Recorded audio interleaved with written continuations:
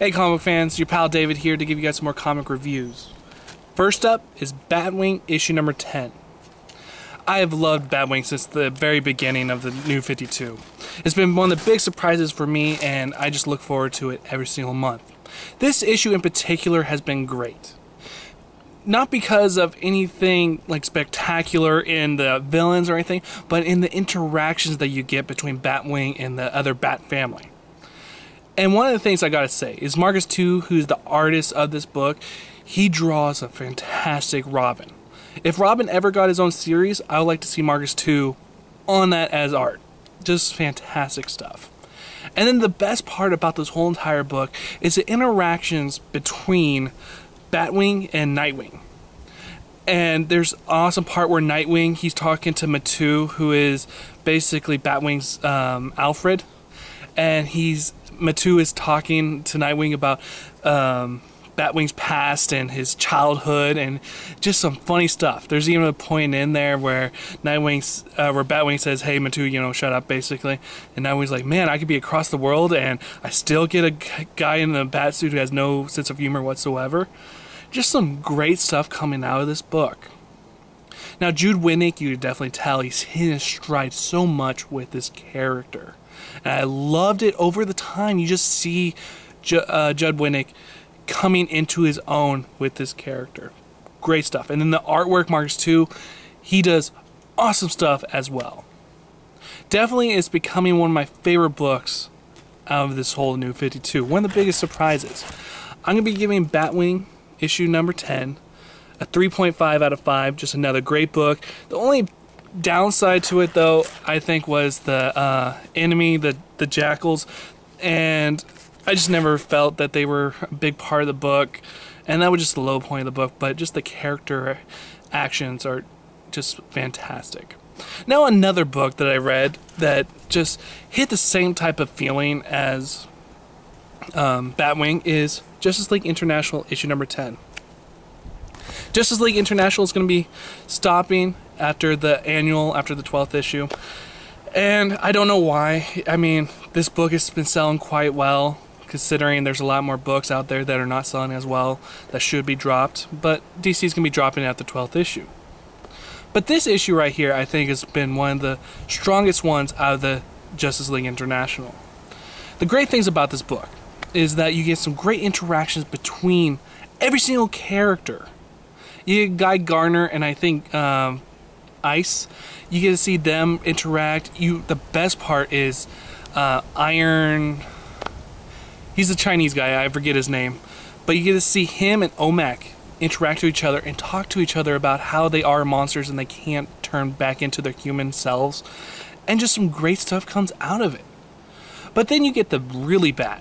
I mean, after halfway mark, you get the villains.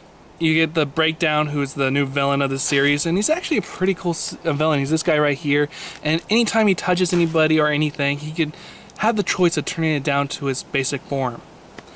And right when you get that whole battle with the Justice International, you get the sense that the book is kind of doesn't know where to go anymore after having all that greatness with the beginning part with seeing them interact with each other. It just, right when you got to the action sequences, you just felt like, I want to go back. I want to go see more about these characters interacting with each other. I don't want this fighting going on.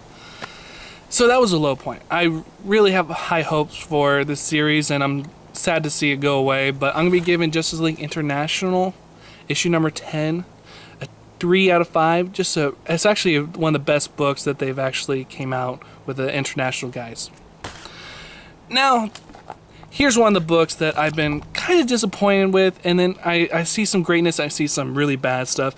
It's with Batman Detective Comics issue number 10. Great things about this comic is that there's these imposters dressed as Batman going around and causing havoc throughout Gotham. And you get to see them, and you see them fighting against the police, and it's just some really good artwork by Ed Benz. I mean, I just loved it. The artwork seemed like a little bit of Ed Benz and Tony Daniels, and it was just really good combination of the two. So you got that whole fight scene, and then you got Batman, who finds out about this whole entire thing, and you see how he takes all the imposters out really stealthy, and it's just like, oh, that was so awesome. And then there was some bad. The bad, I thought, was when you get to see him and Bruce Wayne interacting with his girlfriend, and his girlfriend basically breaking up with him.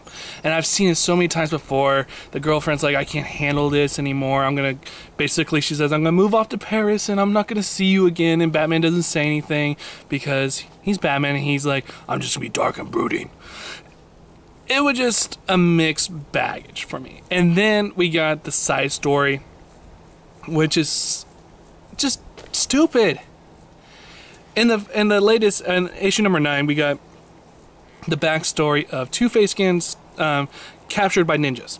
In this one, we get to see Two-Face getting trained by the ninjas, and then getting kicked out of the ninjas because he's too evil. And it's just dumb stuff. I don't know where it's gonna go from there, because the side stories are supposed to have some effect in the future of the Detective Comics. And one thing I want to have about the Detective Comics is what the hell has happened with Joker's face. We've had the first couple issues about the Joker's face, but then we never have anything else. It's been, what, 6 months since we've had any sighting or any, talking about what happened with Joker's face. And Batman just seems like he's not interested in what happened to that at all. And I just hope that whole thing does not get dropped and just gets forgotten about, because I just want to know what the hell happened. And I'm disappointed that Detective Comics has not been talking about that whatsoever. So, all in all, I'm going to be giving Batman Detective Comics a 2.5 out of 5, and I'm just really disappointed with it. Maybe it's because of how great Batman is with Scott Snyder, and that just Tony Daniels is just not hitting that same stride that the greatness of Scott, whatever his name, the guy who's doing Batman, is doing. Scott Snyder. Well, my name's David. If you like reviews like these, I got a bunch more on my page, and I got topics like DC Comics put out 0 issues since September. Now you know the deal. Subscribe up top, like on the bottom. My name's David, and thank you for watching.